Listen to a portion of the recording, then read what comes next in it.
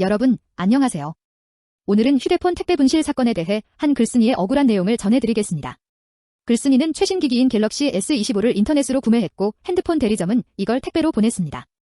새 폰으로 바꿀 수 있다는 마음에 기뻐하며 기다리고 있었는데요.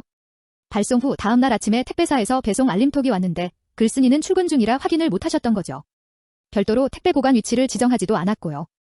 그런데 배송 시작 1시간 만에 배달 완료라는 문자와 함께 무이남 보관이라는 안내가 또 왔는데 문제는 아파트에는 무이남 자체가 없었다는 거예요. 무이남이 없는데 무슨 소리지? 집 앞에 뒀다는 건가라고 생각하며 퇴근 후 집에 도착했는데 택배는 사라지고 없었다고 합니다. 금요일 저녁이라서 주말 동안 택배기사와 택배사에 연락을 할 수 없었고 월요일에야 택배사에 문의하셨어요.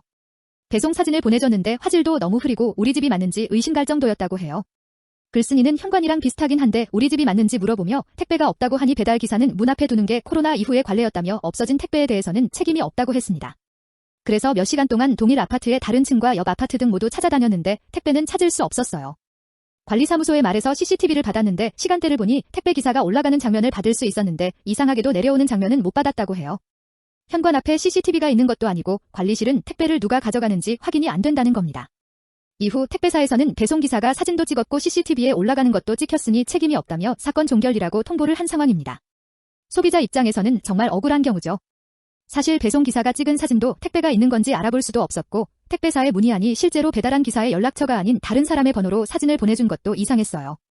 택배사 측은 문 앞에 두는 건 코로나 이후 관례적으로 그렇게 해왔기 때문에 보상할 책임이 없었다는 게 주요 내용이었다고 해요.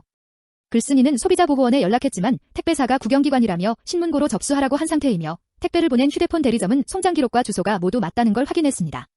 결국 누군가 택배를 갖고 도주했거나 배달기사의 거짓말 정도로 범인이 좁혀지는데 우선 경찰서에 신고했으니 믿고 기다리며 추가로 신문고에 접수하여 방법을 찾아봐야 할 것 같다고 해요. 100여만 원의 기계값을 물어야 하는 상황에 택배가 없어졌는데도 불구하고 책임이 없다고만 하니 너무 억울하고 이해할 수도 없다고 해요. 한 관계자는 휴대폰 알림과 송장번호, 문자 내역, CCTV 화면 등의 증거자료는 모두 챙겨두는 게 좋고 범인을 찾지 못한다면 국민신문고나 민사소송 등을 통해서 받아야 하는데 만약 운송장에 가액을 미리 안 적었다면 최대 50만 원까지밖에 보상이 안 되는 경우도 있다며 고가의 택배는 바로 받거나 보관함 등에 맡기는 게 좋다고 조언했습니다. 무이남이 없는데 무이남에 뒀다는 말과 사진의 화질이 너무 낮아서 박스의 모양만 알아볼 정도였기 때문에 저 집이 글쓴이의 집인지 알 수도 없을 것 같은데 택배사는 어떻게 단정할 수 있는 걸까요? 누리꾼들은 택배기사가 사진만 찍고 먹튀한 거 아니냐? 뭔가 무서운데 이제 현관에 CCTV 달아야겠다. 고가의 물품은 택배기사님이 어떡할지 연락 주시던데요. 이상하네요. 땡땡땡 택배의 경우 가격 나가는 물건은 전화 와요. 보상 없음으로 종결이면 휴대폰도 못 받고 돈만 날리는 거냐. 위층이나 옆집에서 훔쳐갔나 봐요. 그런데 기사분도 참 답답하네 등의 의견이 있었습니다. 마지막으로 영상을 마무리하며 보는데 이상한 점이 있었네요. 여러분은 택배기사가 보낸 사진과 실제 현관 앞 사진의 차이점이 보이시나요? 자세히 보면 왼쪽 엘리베이터의 층수 표기에 택배기사가 보낸 것과 실제는 색상 차이가 나는 걸 볼 수 있는데 여러분은 어떻게 생각하시나요?